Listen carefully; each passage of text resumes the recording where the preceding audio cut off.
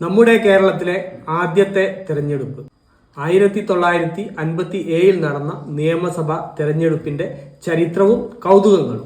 കേരളത്തിന്റെ ചരിത്രത്തിലെ നാഴികക്കല്ലായ 1957 ആദ്യ നിയമസഭാ തെരഞ്ഞെടുപ്പ് ലോകമെമ്പാടും ശ്രദ്ധിക്കപ്പെട്ട ഒരു രാഷ്ട്രീയ സംഭവമായിരുന്നു.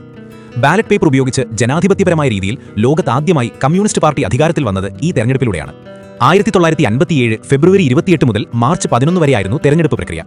ആകെ 126 സീറ്റുകളിലേക്ക് തെരഞ്ഞെടുപ്പ് നടന്നു. Communist party of India CPI 60 സീറ്റുകൾ നേടി ഏറ്റവും വലിയ ഒറ്റക്കക്ഷിയായി. പാർട്ടി പിന്തുണച്ച 5 സ്വതന്ത്രരും വിജയിച്ചു. ഇതോടെ കമ്മ്യൂണിസ്റ്റ് പാർട്ടിക്ക് ഭൂരിപക്ഷം ലഭിക്കുകയും സർക്കാർ രൂപീകരിക്കുകയും ചെയ്തു. 1957 ഏപ്രിൽ 5-ന് EMS നമ്പൂതിരിപ്പാടിന്റെ നേതൃത്വത്തിൽ 11 അംഗ മന്ത്രിസഭ സത്യപ്രതിജ്ഞ ചെയ്ത് അധികാരമേറ്റു. EMS ആയിരുന്നു കേരളത്തിന്റെ ആദ്യത്തെ മുഖ്യമന്ത്രി.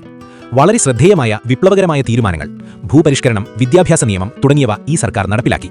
എന്നാൽ വിമോചന സമരം എന്നറിയപ്പെടുന്ന ശക്തമായ ജനകീയ പ്രക്ഷോഭത്തെ തുടർന്ന് ഭരണഘടനയുടെ 356 വകുപ്പ് പ്രകാരം 1959 ജൂലൈ 31-ന് കേന്ദ്ര സർക്കാർ ഈ മന്ത്രിസഭയെ പിരിച്ചുവിട്ടു. ആദ്യ നിയമസഭയുടെ സ്പീക്കറായി R ശങ്കരനാരായണൻ തമ്പിയും ഡെപ്യൂട്ടി സ്പീക്കറായി KO ആയിഷഭായും തെരഞ്ഞെടുക്കപ്പെട്ടു. കേരള നിയമസഭയുടെ ചരിത്രത്തിലെ ആദ്യത്തെ ഡെപ്യൂട്ടി സ്പീക്കറായിരുന്നു KO ആയിഷഭായ്. അന്ന് ഇന്നത്തെ പോലെ എല്ലാ മണ്ഡലങ്ങളും ഏകാംഗ മണ്ഡലങ്ങളായിരുന്നില്ല. 126 സീറ്റുകളിലേക്ക് തെരഞ്ഞെടുപ്പ് നടന്നപ്പോൾ അതിൽ 12 മണ്ഡലങ്ങൾ 2 അംഗങ്ങളുള്ള 2 മെമ്പർ കോൺസ്റ്റിറ്റ്യുവൻസീസ് ആയിരുന്നു. ഇതിൽ 11 എണ്ണം പട്ടികജാതിക്കാർക്കും 1 പട്ടികവർഗ്ഗക്കാർക്കും വേണ്ടി സംവരണം ചെയ്തിരുന്നു. ഓരോ വോട്ടർക്കും 2 വോട്ട് രേഖപ്പെടുത്താൻ അവസരവും ഉണ്ടായിരുന്നു. 1957 കേരള നിയമസഭാ തെരഞ്ഞെടുപ്പിൽ മത്സരിച്ച 9 വനിതാ സ്ഥാനാർത്ഥികളിൽ 5 പേരും വിജയിച്ചുവെന്നത് ശ്രദ്ധേയമായൊരു കാര്യമാണ്. അക്കാലത്തെ സാമൂഹിക സാഹചര്യത്തിൽ ഇത് വലിയൊരു നേട്ടമായിട്ടാണ് കണക്കാക്കപ്പെടുന്നത്. പിൽക്കാലത്ത് മുഖ്യമന്ത്രിയായ K കരുണാകരൻ തന്റെ ആദ്യ തെരഞ്ഞെടുപ്പിൽ മത്സരിച്ചത് തൃക്കടവൂർ മണ്ഡലത്തിൽ നിന്നാണ്. ആദ്യ നിയമസഭയിലെ സ്പീക്കറായിരുന്ന R ശങ്കരനാരായണൻ തമ്പി ചെങ്ങന്നൂർ മണ്ഡലത്തിൽ നിന്നാണ് വിജയിച്ചത്. 1957 കേരള നിയമസഭാ തെരഞ്ഞെടുപ്പിൽ ഇന്ത്യൻ നാഷണൽ കോൺഗ്രസിന് 43 സീറ്റുകളാണ് ലഭിച്ചത്. ആകെ 126 സീറ്റുകളിലേക്ക് നടന്ന തെരഞ്ഞെടുപ്പിൽ ഏറ്റവും വലിയ രണ്ടാമത്തെ ഒറ്റക്കക്ഷിയായി കോൺഗ്രസ് മാറി. CPI 60 സീറ്റ് സർക്കാർ രൂപീകരിച്ചപ്പോൾ കോൺഗ്രസ് പ്രതിപക്ഷത്താണിരുന്നത്. 1957 കേരള നിയമസഭാ തെരഞ്ഞെടുപ്പിൽ മുസ്ലിം ലീഗ് ഒറ്റയ്ക്കാണ് മത്സരിച്ചത്.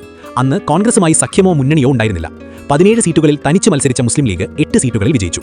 EMS സർക്കാർ അധികാരത്തിൽ വന്നതിന് ശേഷം നടന്ന വിമോചന സമരകാലത്താണ് കോൺഗ്രസ്, PSP, മുസ്ലിം ലീഗ് എന്നീ പാർട്ടികൾ കമ്മ്യൂണിസ്റ്റ് സർക്കാരിനെതിരെ ഒന്നിച്ചത്. ഇതിന്റെ തുടർച്ചയായാണ് 1960 അടുത്ത തെരഞ്ഞെടുപ്പിൽ ഈ പാർട്ടികൾ ഒരുമിച്ച് മത്സരിക്കാൻ തീരുമാനിച്ചത്.